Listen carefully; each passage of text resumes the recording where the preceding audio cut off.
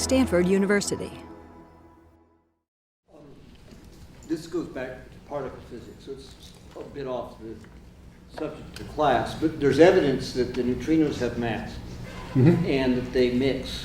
In a particle physics class, we didn't address mixing, but I wanted to ask if the neutrinos, if they have a mass, must they have all the same mass? No, they don't have all the same mass. So then the question would be, how on earth can you mix and conserve energy? Well, okay. What it really means is that the mass is energy, right? Okay. The eigenstates of energy are linear superpositions of the eigenstates of something else. That something else is called the type of neutrino. So the eigenstates of energy don't mix. The eigenstates of energy do not mix with each other. It's just that the eigenstates themselves are mixtures of different states. There are many, many examples like this in quantum mechanics. A simple example is if you have a potential which looks like this. This is the phenomenon of mixing in a particular context. Supposing you have a particle that moves in a potential that looks like this. All right, so the particle can be on this side, and let's suppose for the sake of argument that the barrier in between the two minima is pretty large. Large enough that, that to a good approximation, we might want to say that the particle is either trapped on this side or trapped on this side, okay, and can't get through. Now, of course, quantum mechanically, there's a little bit of possibility of leaking through the barrier. It's called tunneling. But supposing we ignore that to begin with, then we could just take the left-hand side here, treat it as though the right-hand side didn't exist, as though there was an infinite barrier preventing the particle from going through. You could think of this as a brick wall. This is a brick wall. And ordinary particles don't go through brick walls very easily, so it's a good approximation just to pretend this is infinitely high. And in that case, you would ask, what is the ground state? What is the ground state wave function and ground state energy of the system? And you might say, well, okay, let's just forget the fact that, that this part is over here. The ground state looks like that. It's some wave function. It has no nodes, no zeros, as smooth as possible. And it has some energy, E.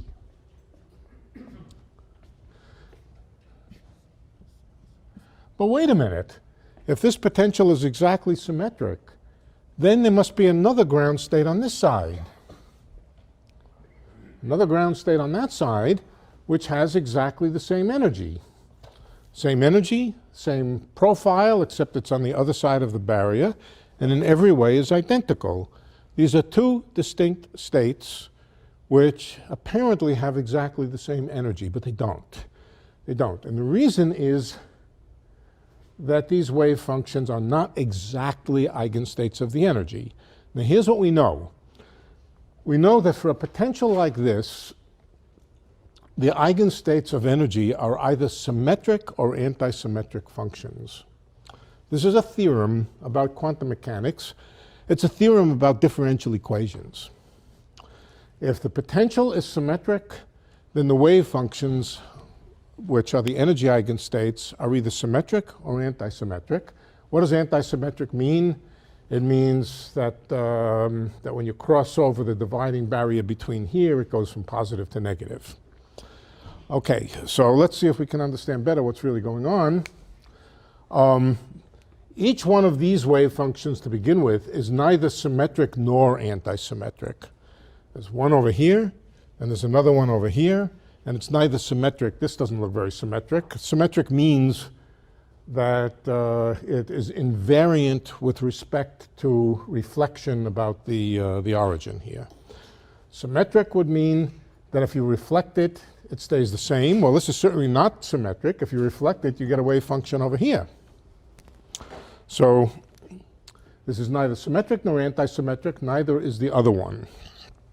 Okay. But you can make symmetric and anti-symmetric combinations. For example, if I take a wave function which looks very much almost exactly like that, gets very small in between where the potential energy is very large, can't get into there, or it can, but only a tiny little bit, and then continue it symmetrically on the other side. That doesn't look very symmetric, I apologize. But it's supposed to be symmetric. Then this wave function would have a slightly lower energy than either a wave function restricted to this side or to this side. You can lower the energy. Now, how much would lower the energy? A tiny, tiny amount, an exponentially small amount. But the energy of the symmetric wave function would be slightly less than the energy of either one of these. Okay, that's the first state. The ground state, the true ground state, the true energy eigenstate is this combination here. The next excited state looks like this. It looks almost exactly the same. Oh, incidentally, remember that the sign of the wave function is immaterial to anything. If you have a wave function and it's an eigenstate of some operator, if you change the sign of the wave function, it's still an eigenvector of the same quantity. The sign of the wave function doesn't contain any real information. Okay, so what is the first excited state? The theorem is that the first excited state always has one node. Given the symmetry of the problem and so forth, the only node, everybody know what a node is? It means a place where the wave function is 0. Okay. If it's anti-symmetric, it surely has a node. It can't be anti-symmetric and not have a node. And what does the wave function look like? It looks like almost exactly the same thing on this side. Likewise on this side, except that it's negative. Like that. So over the region where the wave function is appreciable, it looks exactly the same on this side, and on the right-hand side, it looks exactly the same, except that it's negative. This energy is ever so slightly larger than the energy of just one of these waves if it were constrained to live on one side. So what happens is originally, before we took into account the fact that the barrier is not infinitely high, before we took that into account, we basically had two energy levels. Let's draw energy here. Two energy levels, the one on the left and the one on the right, and they were at exactly the same energy, but not quite, of course. Now we took into account the fact that the wave functions can leak through the barrier a little bit. That's just the fact that it doesn't quite go to 0 here. It's almost 0, very close to 0, but not quite. The effect of that is to split these two energies a little bit. It splits the two energies, but gives you wave functions which are not like the original one-sided wave functions. The one-sided wave functions, which would have been what you would have if you really had an infinite barrier in between, get mixed. They get mixed from left-sided and right-sided to left-sided plus right-sided and left-sided minus right-sided. Basically, that's what's going on. You have two states, the left side and the right side. Neither one is exactly an energy eigenstate, and the real energy eigenstates are mixtures of the two of them. The mixtures of the two of them with slightly different energy. What's the consequence of the fact that the wave functions are these mixtures? It's neither left nor right, but 1 over square root of 2 left plus 1 over square root of 2 right, and 1 over square root of 2 left minus 1 over square root of 2 right. Those are the two eigenstates of the energy. Okay, so now let's try to find out what would happen if we put a particle, if we put an electron on the left-hand side. We start with an electron on the left-hand side. What happens? How does it evolve? So we can work this out. Let's say we have two wave functions. One of them is psi left plus psi right.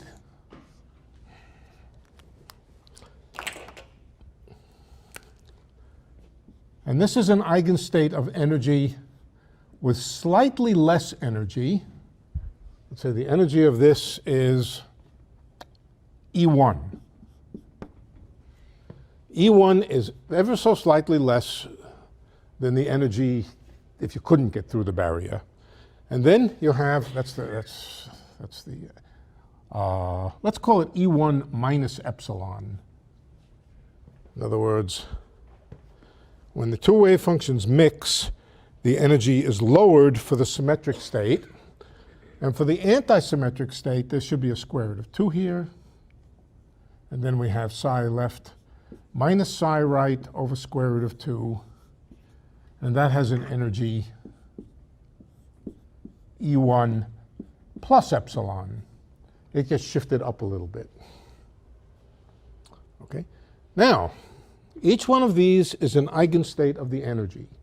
That means that if you were to follow its time dependence, it would, if you were to follow its time dependence, if you were to solve the Schrodinger, this time-dependent Schrodinger equation, what would be the time dependence of this one? E to the I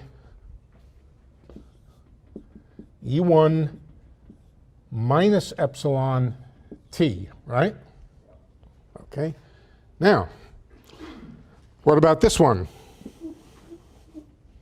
This one has e to the I E1 plus epsilon t.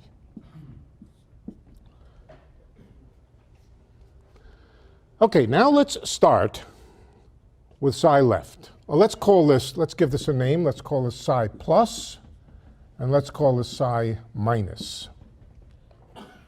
Psi plus and psi minus. But now I'm interested not in psi plus plus psi minus. I know exactly what happens to either of those, but I'm interested in what happens if I start with pure psi left. Somebody just plopped a particle into the left-hand well here. How does it evolve? So that means that at time t equals 0, we start with just psi left. At t equals 0, we start with just psi left. But psi left is equal, this is at time t equals 0, so we can set the t is equal to 0. That's equal to psi plus psi minus over square root of 2. We get that just by adding these two. The psi rights cancel. And if we're careful about it, we'll find there's a 1 over square root of 2 there. So that's the initial state, sorry, psi minus. Psi plus psi minus over square root of 2 is psi left. So this is the initial state. But how does it evolve? What happens to it with time? With time, each one of these picks up its own phase.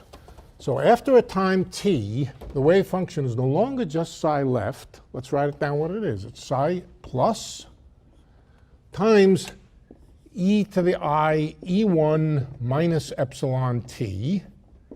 That's what happens to psi 1, or psi plus, excuse me. That's what happens to psi plus.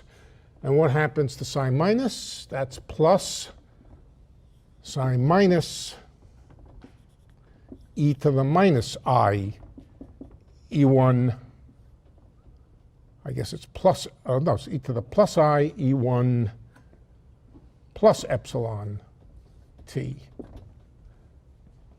Did I get the sign of the exponent right? I did not. It should be minus. It doesn't matter. It doesn't make any difference. Just leave it. Doesn't make any difference. Okay. So first of all, we can factor out an overall factor. E to the I E1 t. That factors out from both of them. And then we get psi plus e to the minus I epsilon t plus psi minus e to the plus I epsilon t.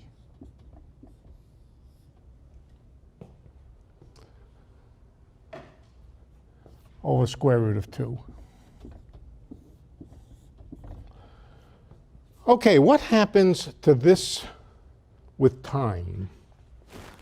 With time, these phases are different. Notice that one of them goes as e to the minus I epsilon t, the other goes as e to the plus I epsilon t. What's going to happen? We started out only with psi left.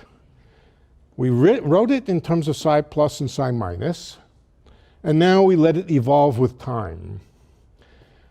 After an appropriate amount of time, the sign of these two will be opposite to each other. How long does that take? How long does it take? These are two different complex numbers. How long, and think about it this way. They're points on the complex plane, on the unit circle. One of them is slowly drifting up on the unit circle, e to the plus I epsilon t. The other one is drifting down. It takes a certain amount of time before the first one is up on the top and the second one is down on the bottom. Shall we figure out how long that takes? Let's figure out how long that takes. All right. We want to know how long does it take for this to become equal to minus that. So let's just write it down. E to the minus I epsilon t equals minus e to the plus I epsilon t. Let's just multiply by, what does it say? This says that e to the 2I epsilon t equals minus 1. I just multiply both sides by e to the plus I epsilon t. I get e to the 2I epsilon t here. And on the left side, I get 1, but there's a minus sign. OK, how long does it take before this thing is equal to minus 1? Well, minus 1 is e to the I pi, right? E to the I pi. So the time must be twice epsilon t equals pi. At twice epsilon t equals pi, then we're in this situation where the two phases here have opposite sign. By the time that happens, this wave function has become proportional to the wave function with a minus sign here. All right, there is an e to the 2I epsilon t on the outside, but that's not interesting. What was originally a plus sign evolves into a minus sign because the two phases are not, because the energies are slightly different, the two phases are getting out of phase, and after a while they become opposite. Well, when it becomes psi plus minus psi minus, we go back to here. Psi plus minus psi minus is psi right. Just look at it. Take the difference psi plus minus psi right, minus psi minus. The psi lefts cancel, and we get just the psi right term. So that means after this amount of time, which if epsilon is small, can be a very long time. If epsilon is small, then this time is very small. But after that amount of time, if you were to look, the particle would be on the other side. It would have materialized on the other side, gone through the barrier, and materialized on the other side. That's what this says. Okay, so the phenomenon of mixing goes together with the phenomenon of oscillations. This will go on and on and on after when, okay, so twice up. In another corresponding interval, it'll swing back and forth and oscillate. So it looks like you're getting oscillations between one wave function and the other. That's correct, you are. Well, between the two sides. It's not violating energy. The energy eigenstates are doing what they're supposed to do. Each one evolves separately. But if you start with a thing which is not an energy eigenstate, it will also do what non-energy eigenstates are supposed to do. It will evolve. And it will evolve back and forth from one to the other. Neutrinos behave like that. The analog of the left wave function is the neutrino which is made, it's not made on the left, it's made by the decay involving an electron. Decay of a particle that involves an electron, and it's called the electron neutrino. The same precise kind of decay, if it decayed into, instead of an electron, a mu particle, it would make a mu neutrino. The real eigenstate of the energy, of the mass, is kind of a linear combination of the electron and the muon neutrino, which is entirely analogous to the two states psi plus and psi minus. But when a neutrino is made, it's made either in a decay involving an electron or in a decay involving a muon. If it's made in a decay involving an electron, it's like plunking the particle into the left well here. If it's made in a decay that involves the muon, it's like plunking the state into the right well. But if you wait a while, it'll just go back and forth between them. Now that's interesting because an electron which is created,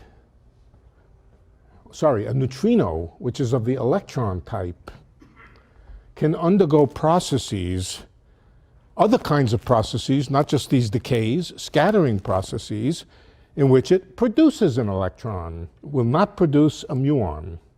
An electron neutrino will not produce a muon, and a muon neutrino will not produce an electron. So here's the experiment. You start with an electron neutrino.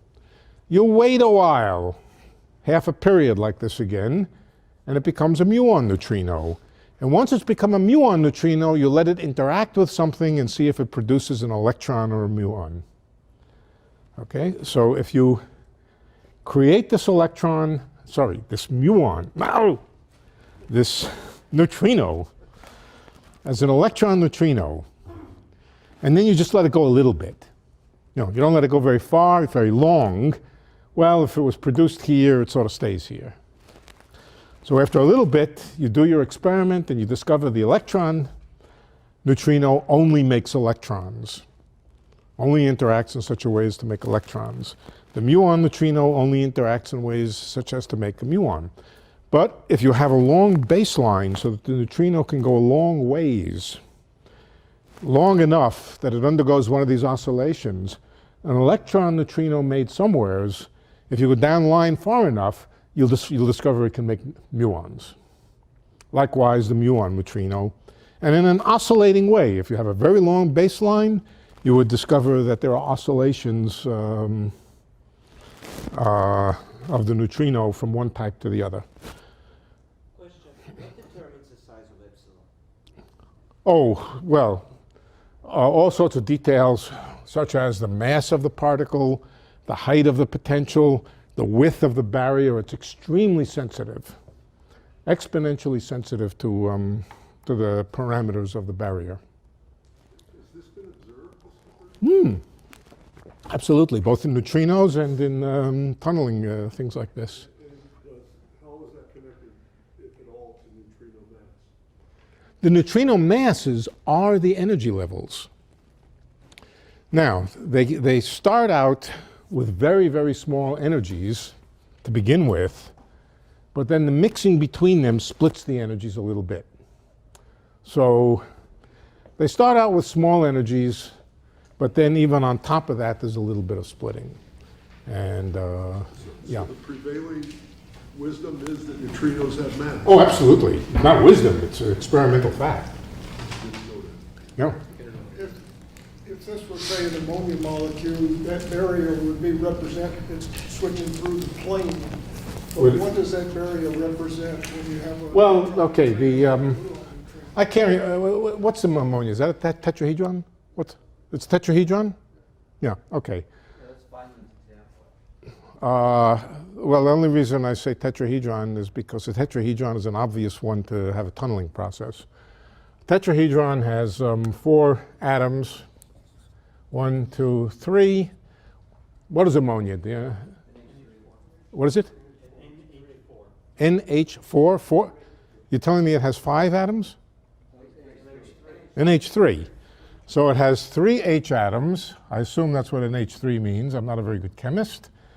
And then it has a noogie or whatever it's called. So there's a triangle, and then up above the triangle is the tetrahedral nitrogen. Nitrogen? Must be nitrogen. Yeah, right. Okay. Now, the molecular bonds are such that this I'm going to call it a neutrino. Please help me. It's not a neutrino, it's nitrogen. This nitrogen likes to sit a certain height above the base of the triangle there, meaning to say its energy is lowest when it's up here. But of course, there's another state which is symmetric where the nitrogen is down below here. And the point is you can tunnel from one to the other in exactly the same way. So tunneling from one to the other is basically the nitrogen tunneling through the plane of the hydrogen or something like that. The question was, you can see physically what the barrier is in ammonia, but what physically is the barrier between an electron and neutrino? Oh. No, wait, that's, there's no barrier. There's just a, no, it's more than an analogy.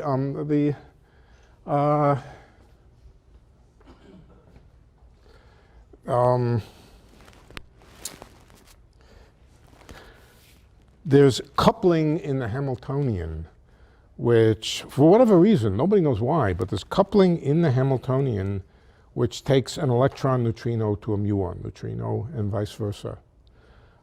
In this case, there's a coupling, and the coupling is due to the tunneling process. This is basically the same mathematics, but I'll tell you where else you've seen this. Well, you've seen the same thing. And it's also a good example. The mathematics is the same. If you take a spin, just a spin. We've done spins, a little, magnetic spin, electron. Without any magnetic field, the two states, let's call them up and down, have the same energy. Up and down have the same energy.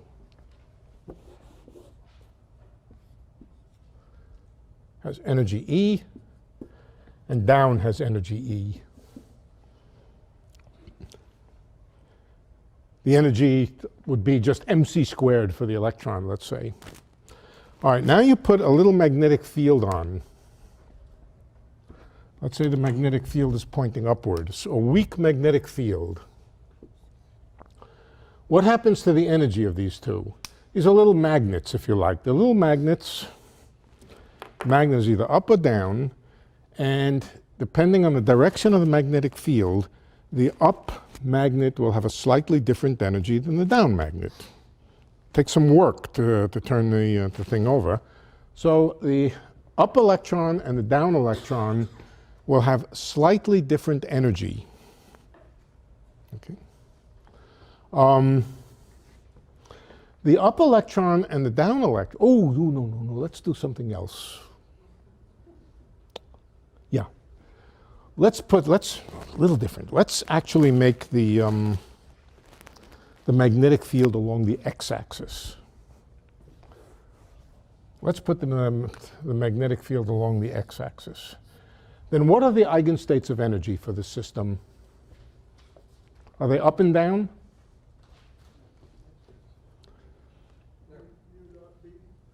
They're what we called left and right. Remember when we studied spins? They're what we called the electron pointing along the x-axis or the anti-x-axis. But the electron pointing along the x-axis is just a linear combination of the electron being up or down. Same exact kind of combination. Let's call it left. I love this. I like the red. Is this visible? Yeah. Okay. Left is equal to 1 over square root of 2 up plus down. Likewise, right is of the same sort of thing, the other equation there. Now, when I put a little bit of magnetic field on, the result is energy eigenstates which are left and right, but with slightly different energy. Why is the energy slightly different? Well, because depending on which way the electron is oriented, it's either oriented along the magnetic field or opposite to the magnetic field. So we have the same situation where there's a slight splitting of the energy levels. What's the result if we were to start the electron up? Let's suppose we start the electron up. Somebody gave us an up electron and said, here, do with it what you want, but it's in this very weak magnetic field. What happens to it? You remember? It precesses. It precesses. So after a certain half period, it becomes a down. After another half period, it becomes an up. Same exact phenomena. The energy eigenstates are mixtures of up and down, and because of that, there are up-down oscillations. If there was some reason why an electron liked to be made in a certain experiment pointing along the up direction, then if you waited a little while, it would be along the down direction. So it's the same phenomena, but it doesn't require any tunneling. It's just a term in the Hamiltonian which mixes the up and down, in this case the magnetic field. What happened to the tau? Oh, it also gets mixed in there. It also gets mixed in, yeah.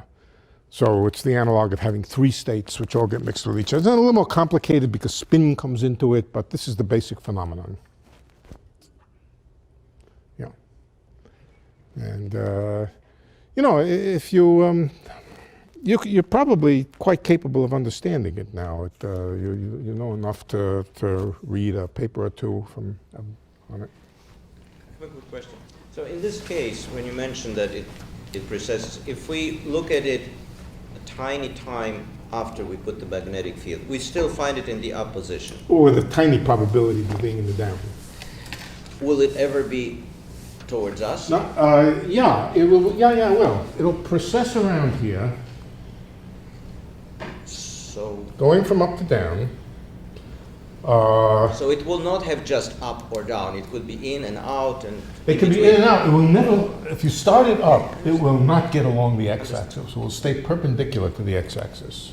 So it's a continuous on this Yeah, theta it's angle. quite continuous. These phases just evolve continuously. Right. But of course, if you look at it, depending on what you're measuring, let's say you're measuring up or down, you'll either find up or down. You won't find anything in between.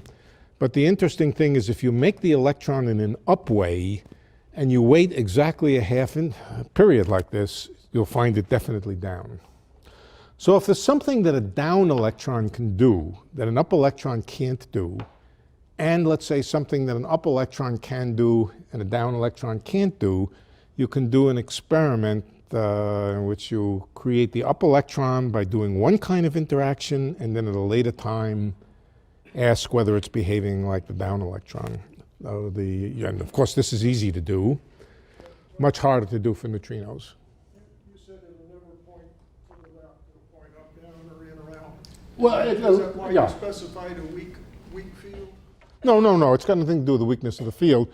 The only reason I say a weak field is because I don't want it to precess very rapidly. If I want it to be anything like the neutrino situation, where the oscillations are very slow, I will want to make a weak field. The magnitude of the field only determines the period of the oscillation. The analog of the field itself is the strength of the mixing between the different kinds of neutrinos, and that's simply, and as far as we know now, it's just a parameter.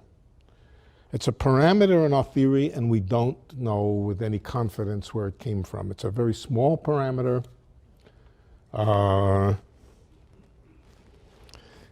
The electron masses are tiny to begin with, and the splittings between them are obviously no bigger than the masses of the mass of the neutrino itself. And so they're tiny numbers, and what their origin is uncertain. What is true is that in the standard model of elementary particle physics, there is no room for that parameter. That parameter is mathematically forbidden in the absolutely standard theory of particle physics, meaning the standard model. So where it comes from is some violation of the standard model, but it's very small, so it could be a very remote phenomena, remote in energy, remote in distance scales, and so forth, and it probably is. Okay. Quick question. Yeah. Is the only reason that people think the neutrino has mass is because it does change The oscillations. the oscillation? Is that the only reason? Mm-hmm. Other than theoretical, Right. Because of the relativity calculation. Couldn't change if it was. That's right. That's right. That's right. If it was truly massless, it couldn't change. Time dilation is right. You could do experiments where you detect whether it's in or out, as well as up or down. You can do any experiment you want, but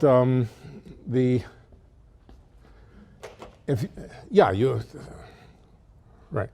The polarization of the electron, in other words, the direction of the spin, doesn't tell you what value you would measure, except that if it's known to be up and you measure upness or downness, you'll get up. It does not tell you if you measure the x component whether you'll get plus or minus, and it doesn't tell you whether if you multiply, you measure the y component. So the idea is to put it in a known configuration where if you measured the upness, downness, you would get up, and then wait a half period until it's pointing down, and then measure it again, and you will definitely get down. That's the experiment. And after a quarter period, you'll definitely get towards you. Yeah. Yeah. If you waited a half period to do the experiment with a neutrino, you would get 50% probability of it acting like a mu neutrino and 50% like an electron, correct? That would be a quarter period. Quarter period. Yeah.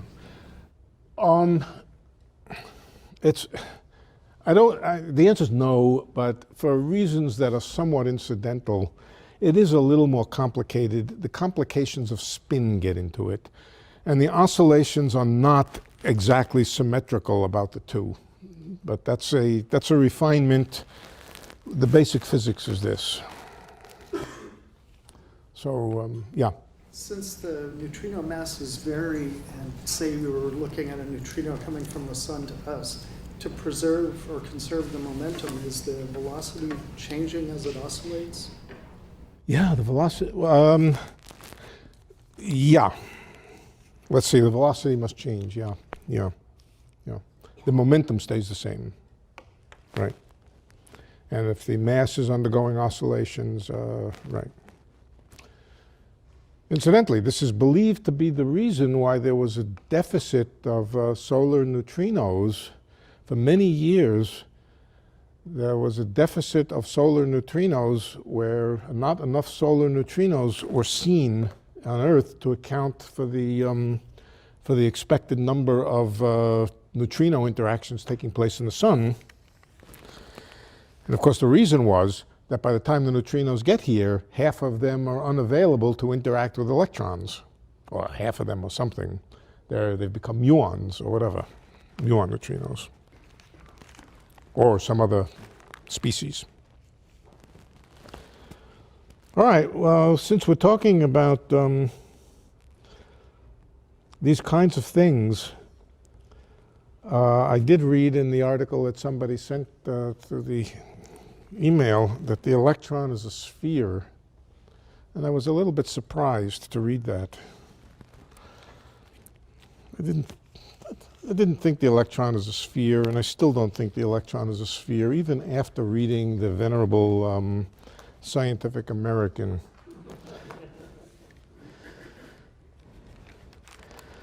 So I thought I might, have people read that article? Oh, only one person read it? Oh, yeah, it came in my mail. I assumed it came through did somebody send it? Maybe they sent it just to you. Maybe. Maybe it didn't come from any of you. Maybe it came from, no, it didn't come from Scientific American. Okay, so there's an article in the Scientific American, just for fun,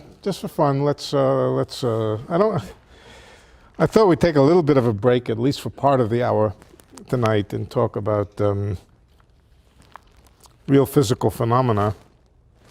Not that quantum field theory is not a real physical phenomenon, but we've been concentrating on the formal mathematics of it. Is the electron a sphere? What would it mean for the electron to be a sphere? What does it mean for anything to be a sphere, a particle or an atom or whatever else? And what is it that was or wasn't measured that, according to the author of the Scientific American little blurb there, indicates that the electron is a sphere? And what does that say about physics? Well, first of all, what was measured is the electric dipole moment of the electron. Okay, now we'll come to what that means in a moment, but I think you all know what an electric dipole moment is, right? If you have a little bit of plus charge and a little bit of minus charge, and they're separated by distance d, then the dipole moment is just the charge times the distance between them, and it represents a sort of off-centered charge distribution. The center of the dumbbell, let's think of it as a dumbbell, the center of the dumbbell is at the center of the dumbbell, and an electric dipole would indicate that there was an imbalance on the two ends of the dipole of the electric charge distribution. That's what an electric dipole means. For a thing not to have an electric dipole does not, first of all, does not say it's a sphere. A charge distribution can have many, many different multipole moments, many, many different shape parameters. Okay? What kind of shape corresponds to having a dipole?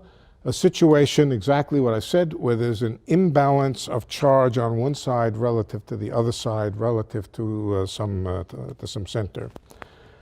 What other kinds of charge distributions are there? Well, you could have a charge distribution shaped like an oblate spheroid, or any kind of ellipsoid, symmetric ellipsoid, non-symmetric ellipsoid, any kind of ellipsoid of that type would not have a dipole moment. Why not? Because the ellipsoid is symmetric about every axis passing, about every plane passing through the center. If the charge was uniformly distributed on the ellipsoid, there would be as much on the top as on the bottom. There would be as much on the left as on the right, and there would be no dipole moment. What would you say about it? Would you say it was a sphere? No. You would say it has a quadrupole moment. A quadrupole moment is the shape of a squashed sphere, an ellipsoid. It could also not even have a quadrupole moment. It could have an octupole moment. That's a little bit different kind of thing. An octupole moment would be free of dipole moment. It would be free of quadrupole moment, but it's not a sphere. So in measuring the fact that an object doesn't have an electric dipole moment is not the evidence of any kind that it's a sphere. It's just an evidence that it doesn't have an electric dipole moment, nothing more than that. But when you start to think about it, in quantum mechanics, there's something funny about the notion of spherical symmetry and things like that. Let's suppose we had this dumbbell. but it's a quantum mechanical dumbbell. There are quantum mechanical dumbbells. Some of my colleagues, or I didn't say.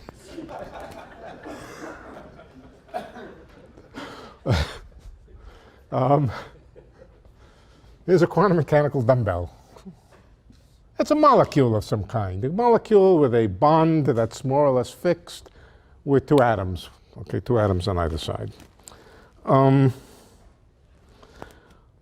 Let's take the ground state. Now, that doesn't look like a sphere. It doesn't look anything like a sphere, right? In fact, let's not worry about where its charge is for a moment. Yeah, we could put some charge. Let's put some charge over here, plus, and charge over here, minus.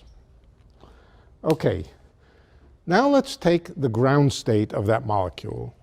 There are two particles orbiting each other. How do you describe a state of the molecule? You describe the state of the molecule by its angular momentum. Angular momentum about the center. All of the states of this molecule, well, of course, there are also vibrations, but let's ignore the radial vibrations. But let's only talk about the rotational states. The rotational states are characterized by angular momentum. In general, if the molecule is a boson, that means it has an even number of fermions in it. If it's a boson, if the molecule has integer spin, then the ground state will have what spin? What angular momentum? 0. Sure, the lowest energy will be when the angular momentum is 0. But in quantum mechanics, angular momentum is the generator of rotations. What it says for a system to have angular momentum 0 is that its wave function is completely symmetric with respect to all rotations. Angular momentum 0 states are all rotationally symmetric. So quite independently of what the charge distribution might look like, the quantum mechanical state is rotationally symmetric. Now you could say, well, that just means it's a dumbbell, all right, but it's just a dumbbell in a superposition of states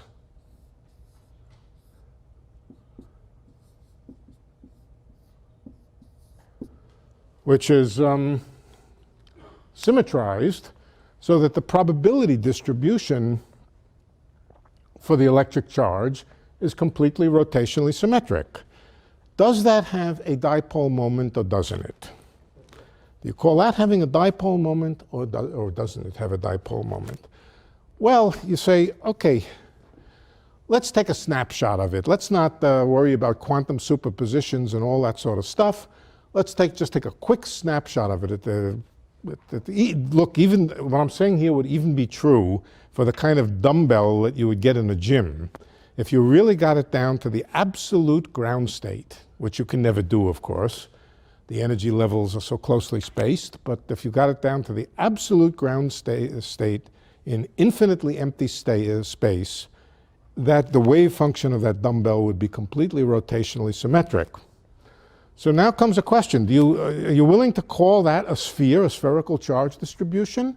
Or is it just a lopsided charge distribution with a probability distribution or a wave function which has symmetrized it? Okay, the answer is ambiguous. The answer is ambiguous depending on the kind of experiment that you do. If you took a sudden quick snapshot of it, you would discover that it has a lopsided charge distribution, right? But you could ask, how fast does the camera have to be in order to detect that it wasn't smeared over the sphere? How fast, what is the time resolution that's necessary? And the answer is, it's not too hard to figure out. Let's suppose you took a quick snapshot of, this is a measurement. A snapshot means a measurement. And basically, the snapshot is measuring the angle of the molecule or the dumbbell. You take a quick snapshot and you measure the angle. Well, if you measure the angle, a measurement of something leaves the system in an eigenstate of that something. When you measure something, you kick it into an eigenstate of the thing you measured. So it may have started in an eigenstate of angular momentum. You measure it, and all of a sudden it's in a state of definite orientation. Is a state of definite orientation, does it have a definite angular momentum? The analogous question would be, for a particle which has a definite position, does it have a definite momentum?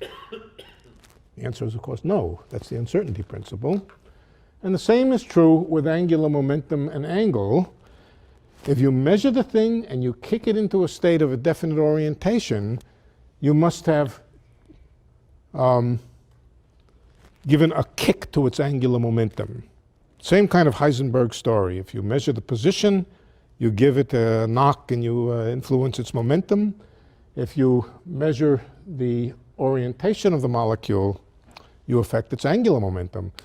But what if the spectrum of energy levels is such that the first angular momentum excitation is just more energy than you have available in your photons that are doing the measuring? What if the energy to the first excited rotational state is gigantic for some reason? Then your apparatus simply cannot resolve the orientation. So it becomes a question, given your apparatus, what is the excitation? How much energy does it take to excite the first angular momentum state? Now, for a basketball or a dumbbell, a real dumbbell, the energy separation between the first state and the second state is incredibly small. You can figure it out yourself. There's moment of inertia, there's quantization of angular momentum, you can figure it out. But the energy level is, the separation of energy levels is incredibly small. So it's not surprising that with an ordinary light, you can measure the orientation of the dumbbell. It doesn't take very much energy to kick the dumbbell into a state of definite orientation. But for a molecule, the energy levels are somewhat spread. The smaller the molecule, if we go from molecules, for example, to mesons, mesons are also dumbbells. They've got two quarks. They're also dumbbells. The energy that it would take to kick a meson into its first excited rotational state is hundreds of millions, hundreds of millions of electron volts, maybe 1 billion electron volts. That's huge by comparison with any optical photon that you would try to do an experiment with. So if this were a meson, you simply could not, with ordinary experiments, resolve the fact that it's lopsided or that it's not a sphere. All you would do is measure over and over again the fact that on the average it's spherical. That on the average the ground state wave function is spherical. And you keep measuring it, measuring it, measuring it, and you're not going to find out it's not a sphere until you probe it with things which have enough energy to be able to kick it into a state like this. So the question of whether a thing is a sphere or not is a little bit confusing. The molecule is composed of two things with a bridge between them like this. Doesn't look like a sphere, but on the other hand, the quantum mechanical wave function sphericalizes it. Okay. Ordinary particles, if they are bosons in their ground states, typically have zero angular momentum, look as spherical as it's possible to be if they are bosons. But if they're fermions, then they have half spin. They can't have angular momentum zero. If they don't have angular momentum zero, it means they're not rotationally symmetric. This has nothing to do with how the charge is distributed. It's just a fact that half-spin particles have an axis. They have a spin axis. You can measure their spin along an axis. They're definitely not spherical. They definitely have a spin axis. So quite independently of any measurement that's done about electric dipole moments, the electron is not a sphere. The electron is not spherically symmetric. It has an axis.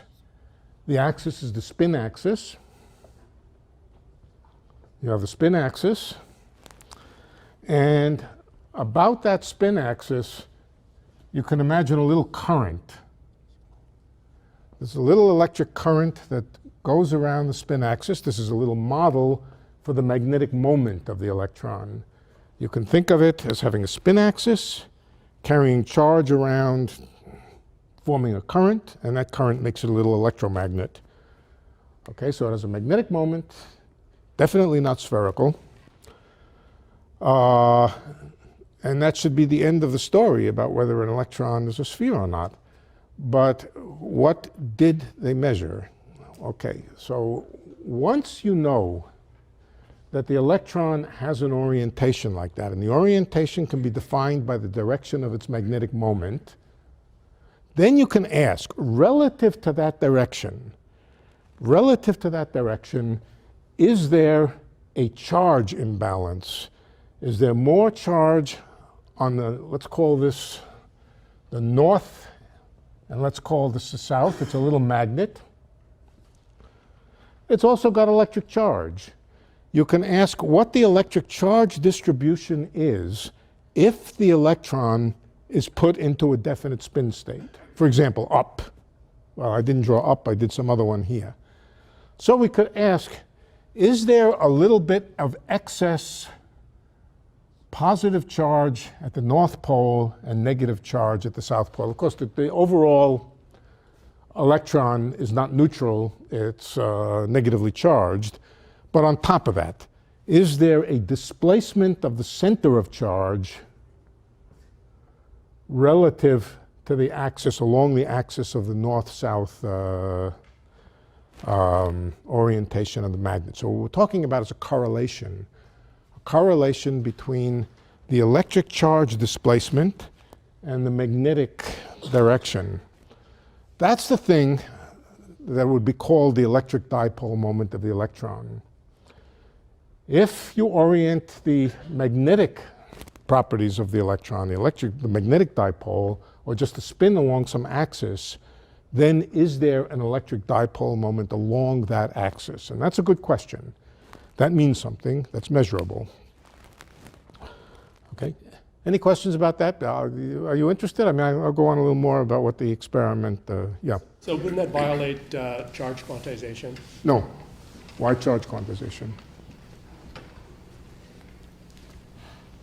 I guess I think of it in terms of you either have a fixed charge or you don't.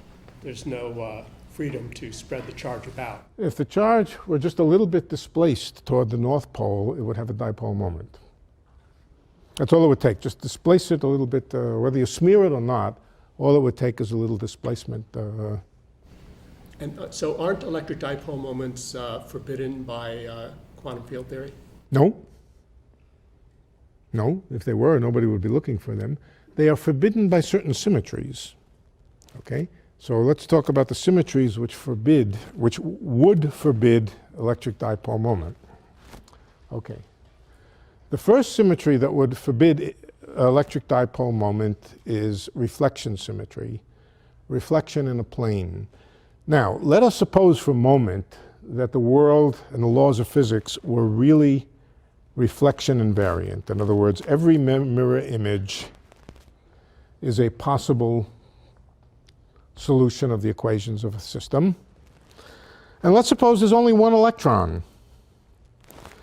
Well, if the mirror image of an electron has to be another possible solution of the theory, okay, and if there's only one electron, meaning to say one species of electron, then the mirror image must be exactly the same as the original electron itself.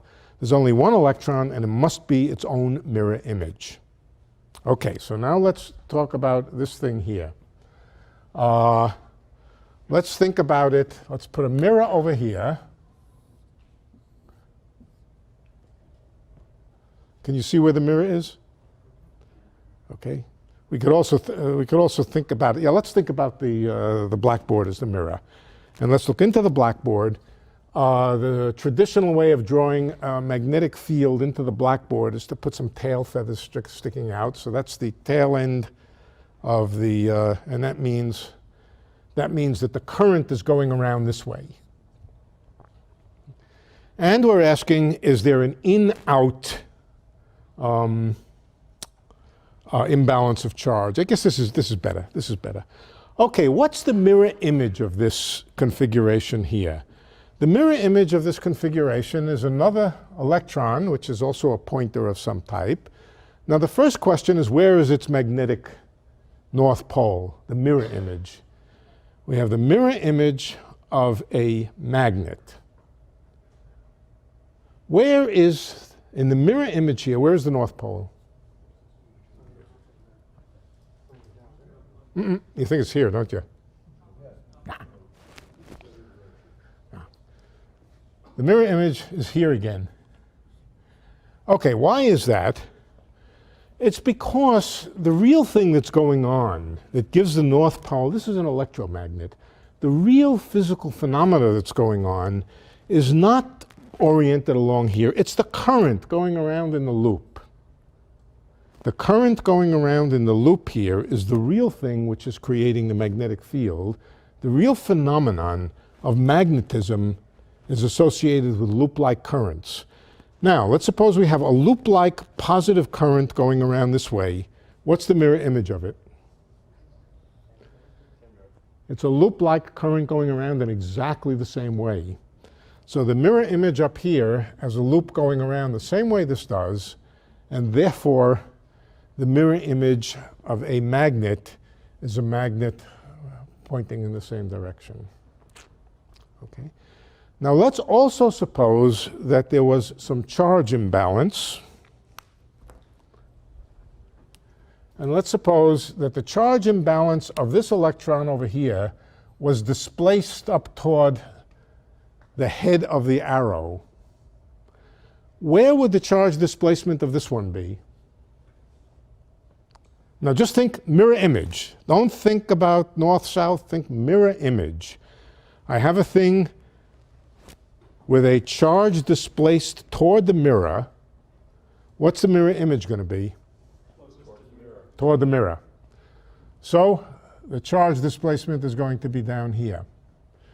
But now we have an electron which is different than this one. Its north-south is correlated in a different way with its electric dipole moment. This one had an electric dipole moment that's that's matched in the same direction as the magnetic moment. This one has an electric dipole moment in the opposite direction. If all electrons are the same, in other words, if there's only one kind of electron, and if mirror symmetry is a good symmetry, if the world is really symmetric, in other words, if everything which exists, its mirror image can also exist, but there's only one electron, then there's only one conclusion. This charge cannot be displaced from the center. It must be at the center so that the mirror images have the same property. Okay? That's the only way that, that the electron charge can be distributed if you have mirror image symmetry, parity symmetry it's called, reflection symmetry, all the same thing.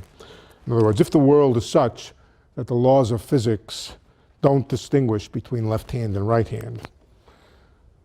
Okay, now the laws of physics do distinguish between left hand and right hand. We know, for example, there are left-hand neutrinos, there are only right-handed antineutrinos.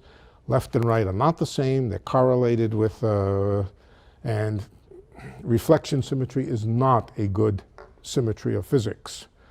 So that sounds like it opens up the possibility of an electron dipole moment. That sounds like once you admit that the world is not symmetric with respect to reflection symmetry, then there's no reason why the electron may not have a dipole moment.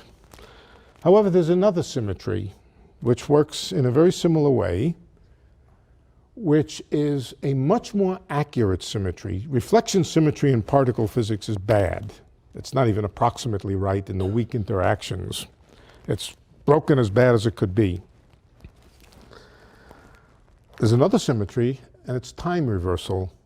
It's simply the same as the statement that if you take a movie of a thing and you run it backward, that's another solution of the theory. Now that may or may not be a symmetry. It may or may not be, but let's suppose that it is. Let's suppose that reversing the film is a symmetry. First question is, what happens to the, now we're not reflecting in a mirror, we're just reflecting in time. So let's put another electron over here. What happens under time reversal to the north-south magnetic moment? Switches. Why? Because if a positive current is going around this way and you run the film backward, the positive current is going the other way. What happens to the position of the electric charge along here if you run it backward? Nothing. Running it backward doesn't move the electric charge. So when you time reverse it, the North Pole gets down here, the South Pole gets up here, but the electric charge, if it were displaced, would be displaced toward the South Pole here and toward the North Pole here. And so again, you would find out that if time symmetry, time reversal symmetry were a good symmetry, you could not have the electron having a dipole moment. If there was only one electron and it looks exactly the same as its time reversal, then the charge has to be right at the center, because the time reversal interchanges north and south. In other words, it just turns this thing over, but it doesn't move the charge. Yeah. Currents and charges have to be reversed, Have to be what? are reversed by time reversal? No, currents are, not charges. Charges are reversed by C.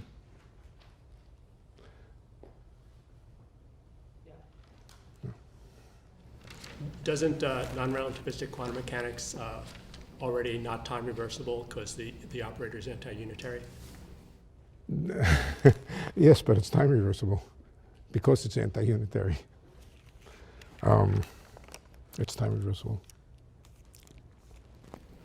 Couldn't all of this whole discussion be Okay. based upon the fact that electrons have a volume, it's not a point particle? No, we're just asking whether, okay. You don't have to, if you want to know whether it has an electric dipole moment, what's the experiment you do? We now have, okay, we put the electron into a magnetic field. And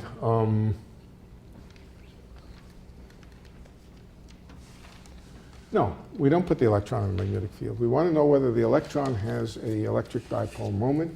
How do we find out if it has a magnetic dipole moment?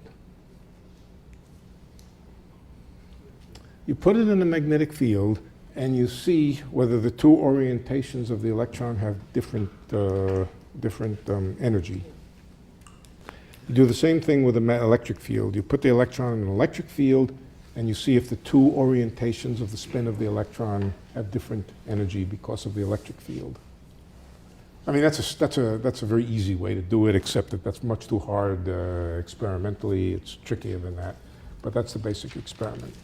Okay, so time reversal would be enough to tell you that the electron can't have a dipole moment.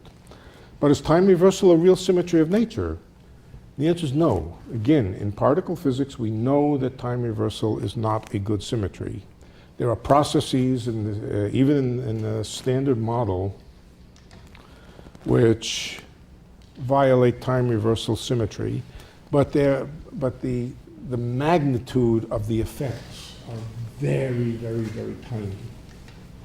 The magnitudes of the effect, we understand where time reversal asymmetry comes from in the standard model. You can then do a calculation in the standard model of the allowable value of the electron dipole moment. And it's far too small to be experimentally detected. So it's never been experimentally detected, and if the standard model is right, I don't know if it'll ever be detected, but it'd be very hard to detect. They didn't detect it. They detected no dipole moment. That's good for the standard model. The only thing is that most people don't believe in the standard model. They think that the standard model has to be corrected, by additional particles, by supersymmetry, by new interactions, by new corrupting influences, which potentially could break the time reversal symmetry much worse. So the fact that the electron was discovered to not have an electric dipole moment, the fact that the electron does not have a dipole moment is not an indication that it's a sphere. It's an indication it doesn't have an electric dipole moment, and it makes it that much harder to introduce things that change the Standard Model. The Standard Model at the moment describes everything we know. This was an experiment to try to detect an effect that the Standard Model would not have, could not have. Basically, is unallowed. It's allowed, but it's at such a level, and it's at a computable level, which is much too small. So the result is that this experiment makes it even harder to believe in this or that modification of the Standard Model. What was the context of the experiment? Was it a material body or a high-energy physics experiment? No. It's a tabletop experiment involving electrons and magnetic fields and. With solid objects? Yeah, electrons and magnetic fields. I don't know exactly what the experiment is. I mean, ordinarily you take an electron and you put it in a field and you let it process around the field, but for many processions. Were near the sensitivity to compare with the number from the Standard Model? No, but it had enough sensitivity to compare with the modifications of the Standard Model that people would like to see. Right, so it's kind of interesting. I always love reading the commentary that people write in and how confused they can be about what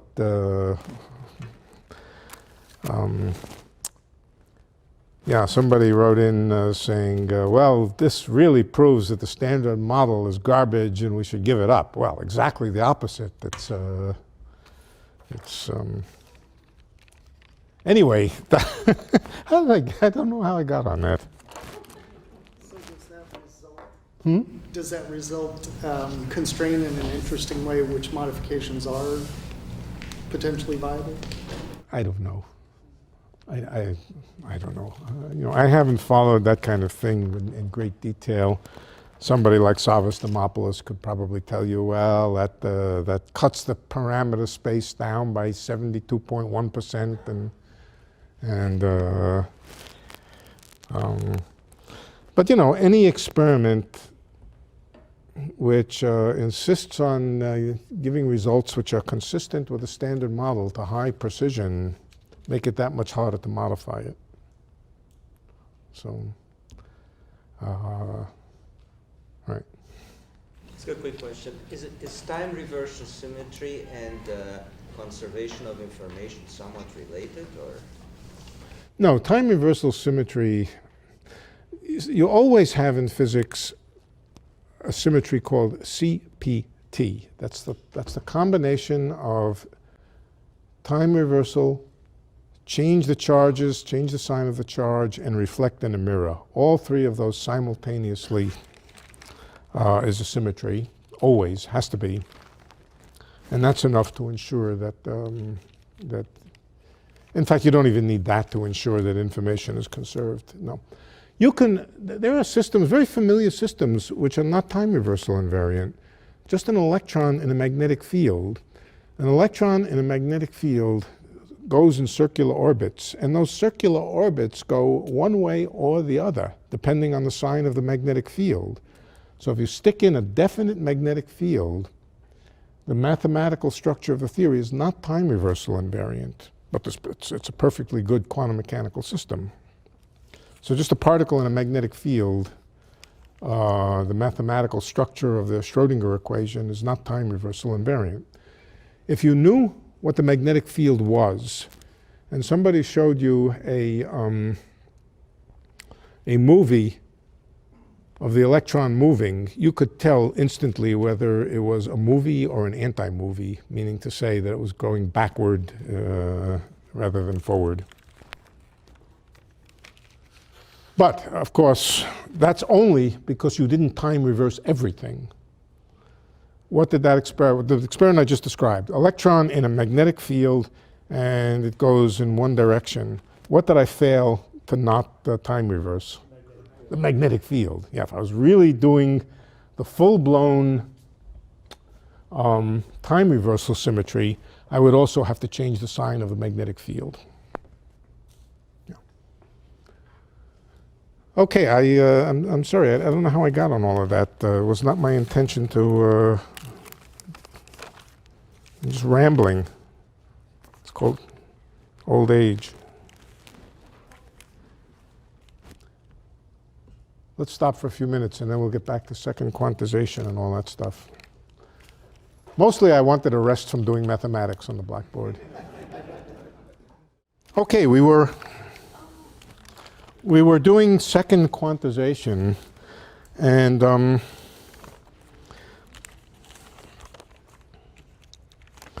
thought I would tell you a few things about it that I haven't mentioned so far, in no particular order, but some of the physical consequences of it. The first thing is, somebody asked me whether the field operators and so forth, how they're connected with Fourier transforms. So I thought I would tell you to begin with exactly what the connection with Fourier transforms is.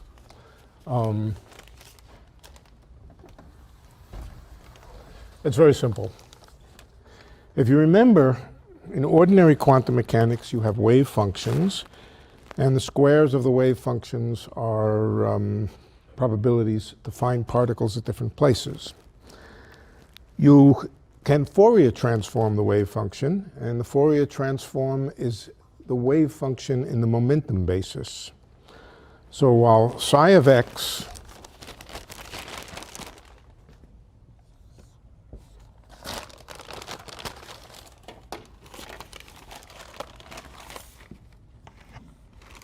this is not the field operator, this is little psi.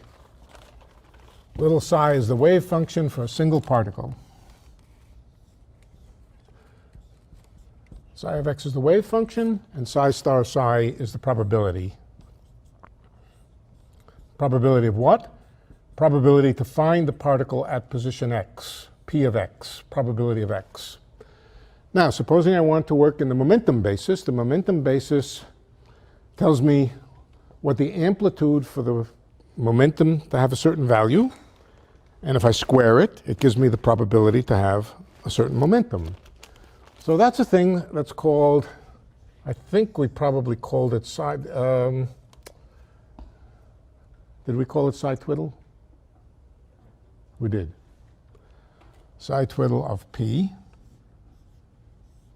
The twiddle is just to make another symbol. Psi twiddle of p, where p is the momentum, that's a thing which, when you square it, is the probability, but not the probability for the particle to have a certain position, but the probability to have momentum p. This p and this p are different. One is probability, one is momentum. Okay, what's the connection between psi of x and psi twiddle of p? They're Fourier conjugates of each other, or Fourier transforms of each other. So let's write that down. Let's come over here.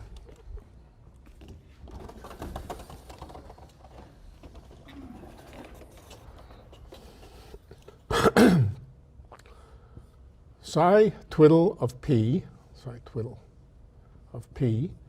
is equal to the integral over x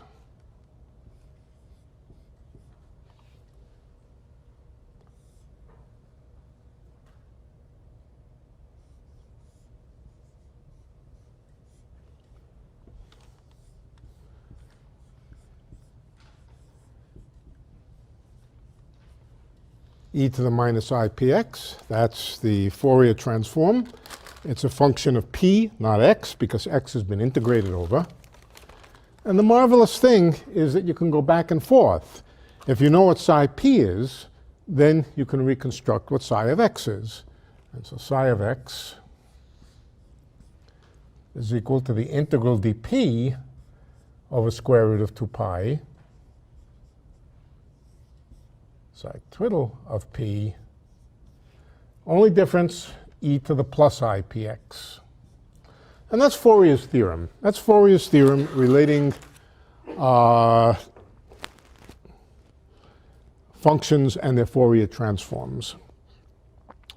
Now it has a physical significance, and the physical significance is in terms of probabilities or wave functions for momentum and position.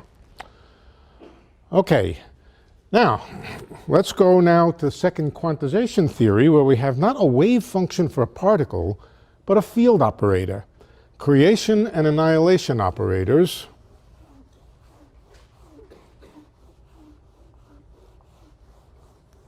I'm not going to prove a lot of stuff tonight. I'm going to tell you facts, but they're facts which are pretty darn reasonable, and you can reconstruct them from what we said. Okay, so let's go back to the definition of the field operator.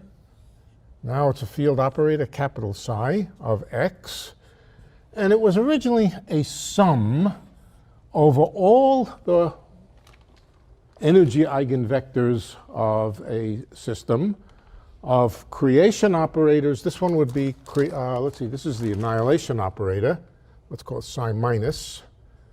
A minus of I times psi I of x, where this psi I of x over here is just the ordinary wave function of a particle with state I. Okay, we went through that a couple of times. Now what if we were dealing with a case of a free particle on an infinite axis, or infinite, whatever the dimensionality of space is, a free particle whose energy eigenstates are what? Just a particle moving in empty space. What are the energy eigenstates of a free particle? Well, you can begin by asking what's the Hamiltonian, and the Hamiltonian is p squared over 2m.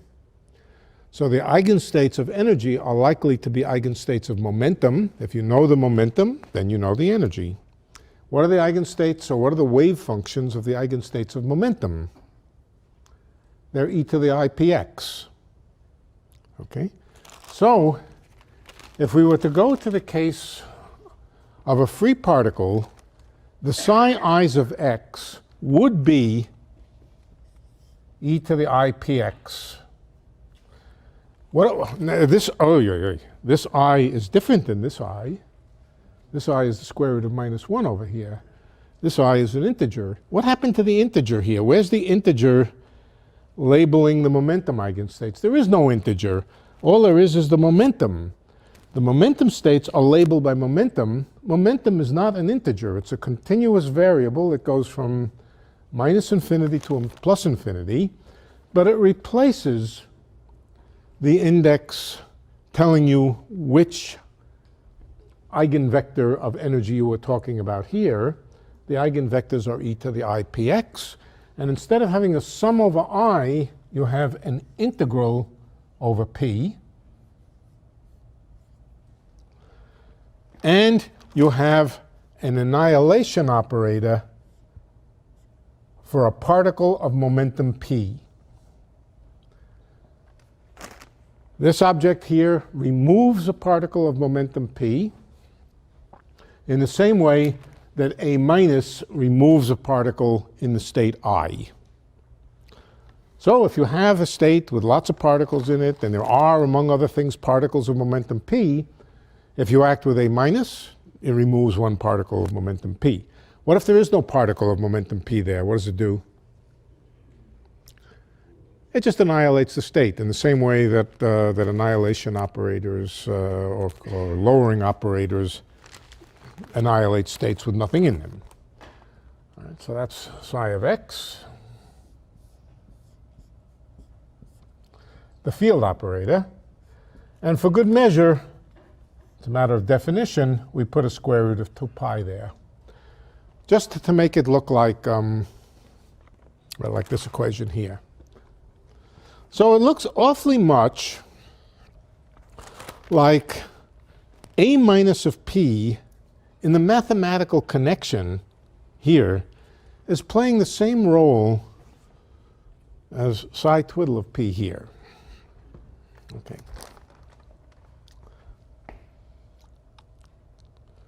All we've done is replace sums by integrals, I by the momentum of the particle, and we now have the notion of an annihilation operator for a particle of momentum p. Now, do you remember what psi of x did itself? Not what these creation operators here did, but what did psi of x do when it acts on a on the vacuum, for example? Sorry. Ooh. I want the creation piece.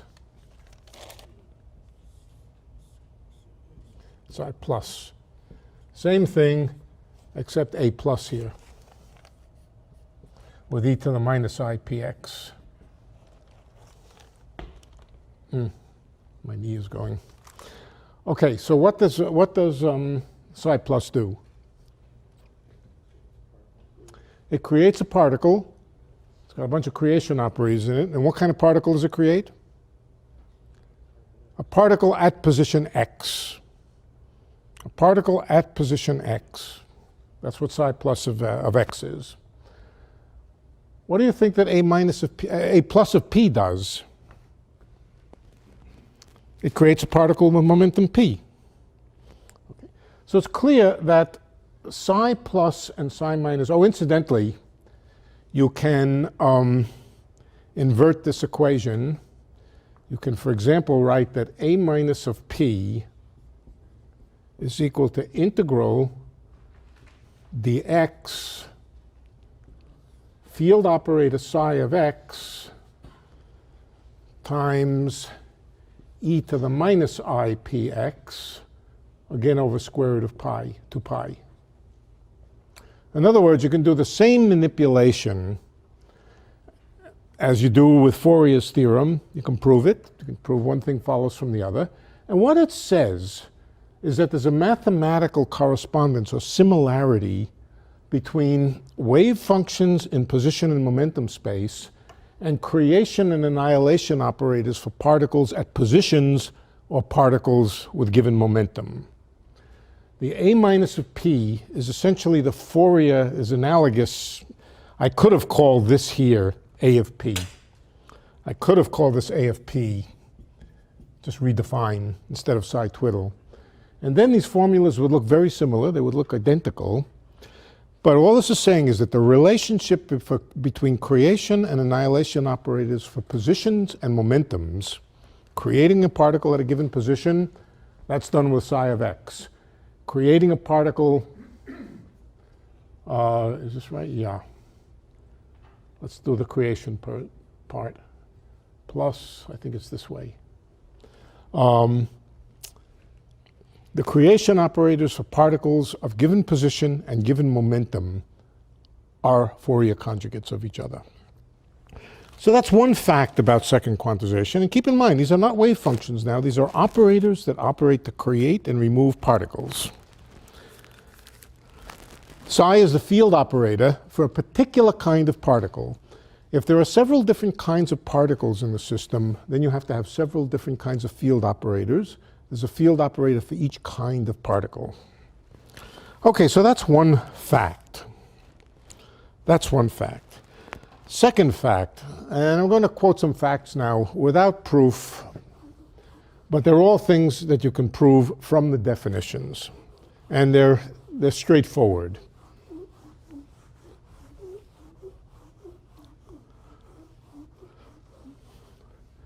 Okay, let's come back to let's use the A plus I's instead of momentum states.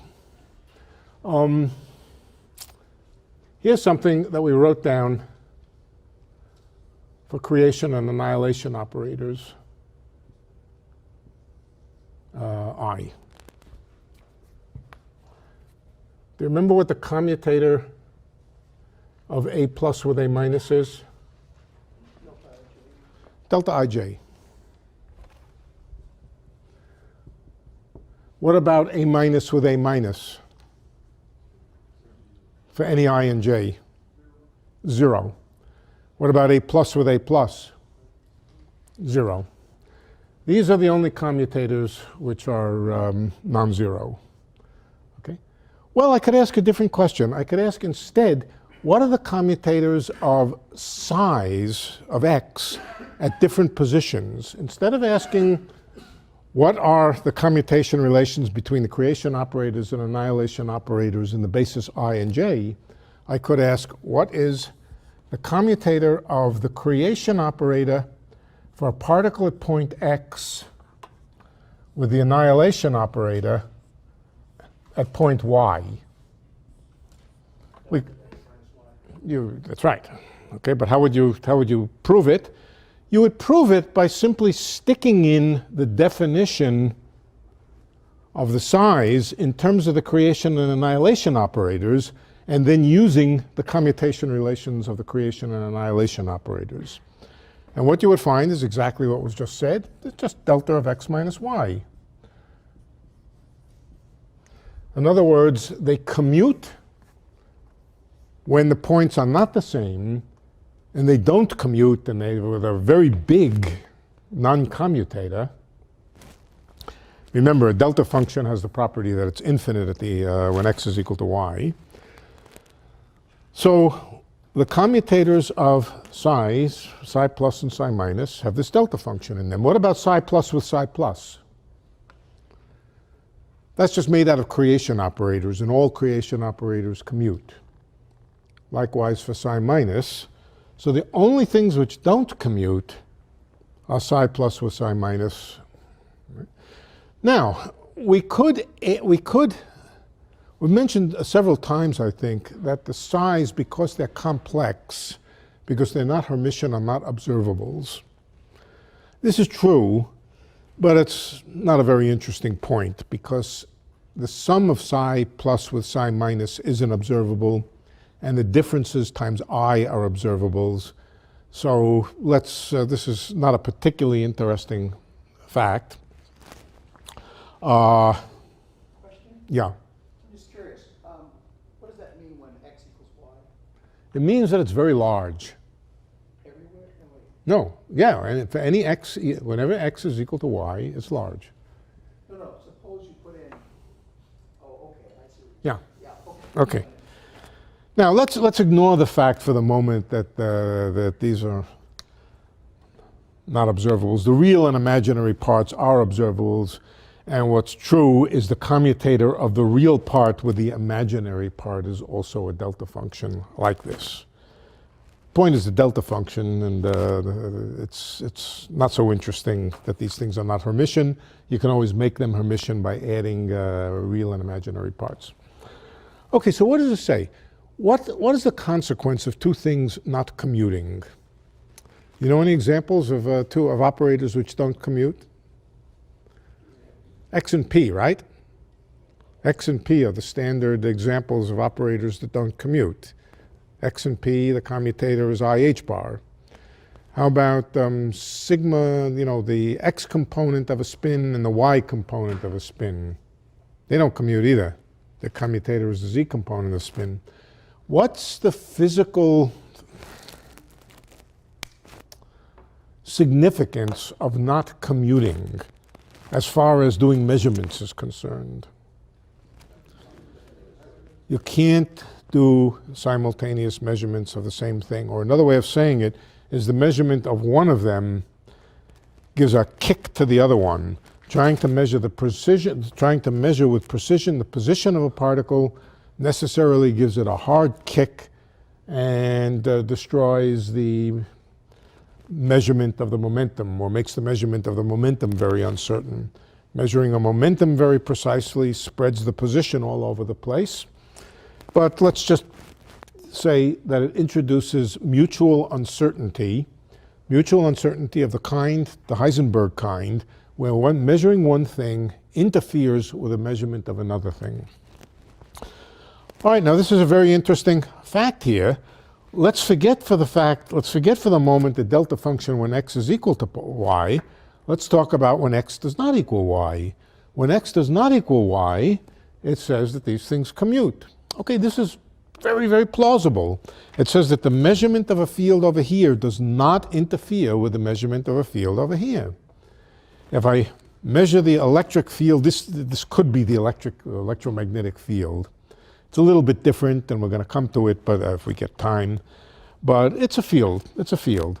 What this says is measuring the field at one place does not interfere with measuring the field at another place. You can measure a field over here and here simultaneously, and there's no mutual uncertainty in them. Okay? Even infinitely close. No. When you get right on top of each other, then measuring the real and imaginary parts, you can replace this here commutator by the real part and the imaginary part. Do not commute. Measuring the real part and the imaginary part, these two observables, you cannot measure them simultaneously at the same point. Okay?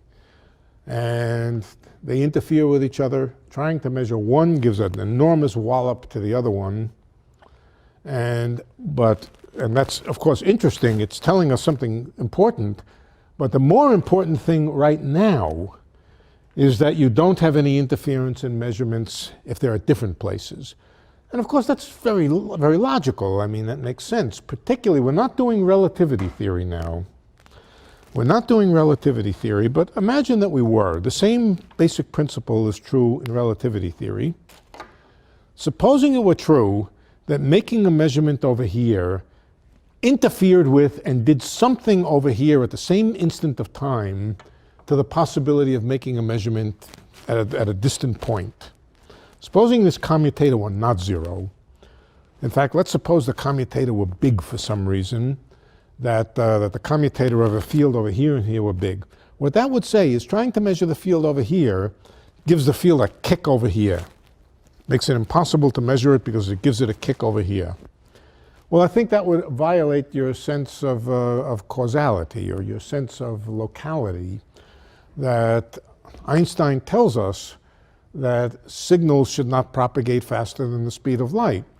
Somebody over here trying to measure the field and finding that he can't do it because it's not commuting with something over here violates some notion of independence of measurements at different places. In particular, if we take two places and times which are such that light could not go from one to the other, they're space-like separated from each other, then we would be in a very confusing situation where measuring a thing over here and a thing over here wouldn't commute, would interfere with each other, and that seems to violate the spirit of information or perturbations or signals or effects do not propagate faster than the speed of light, and that's true. Okay. Isn't that what EPR experiments already show? That what? That the effect of a measurement over here has a consequence for a measurement over there. Oh boy. No. What? No. The most fundamental thing about entanglement is it does not tell you that making a measurement over here has an influence over here. Well, I didn't say influence, I meant correlation. Yeah, I know, but we're talking about influence. We're talking about making a measurement over here, giving a sudden kick to something over here. That's exactly what doesn't happen because of entanglement. Measuring something over here does not give a thing a kick over here because of entanglement. It can only give a kick over here, and the reason why is because things at one place commute with things at another place. That's exactly the reason why entanglement doesn't send influences faster than the speed of light, because all the degrees of freedom at one point commute with the degrees of freedom of someplace else, and that means they behave independently. Correlation is different than influence. So what this says, this is good. This says that there's no violation of your naive ideas, or maybe they're not so naive, but your straightforward ideas about the independence of measurements at different points of space. Now, of course, we're not doing relativity, but nevertheless, it's still a true thing here. We're going to come next time to fermions. Fermions are fields, or fermions are particles, which do not satisfy any of this. In fact, they satisfy a different algebra with anti-commutators. We're going to work that out and why it's true. But the one thing it says, and anti-commutators don't have to do with independent of measurements. It's the commutators. Commutators tell you that things are independent and measurements are independent. Fermions, the fields, anti-commute at different points. They don't commute. If they don't commute, that means you can't measure them simultaneously at two different points, no matter how far away. A measurement of a fermion field at one place gives a sudden kick to its complex conjugate arbitrarily far away. That sounds crazy, or fermion fields are not observables. There's no way that you can construct what it's telling you, really, that there's no way that you can construct a device to measure a fermion field. Why? Because that device would have to be spread all over space and be extremely non-local. That's what we're going to take up next time. Fermion operators. Fermion operators are the operators which create and annihilate electrons. Boson operators are the operators which create and annihilate photons. So we'll come next time to the fermion version of second quantization. Okay, and do that. Okay, good. I'm thankful that nobody forced me into doing any mathematics tonight. Well, we did a little bit. For more, please visit us at stanford.edu.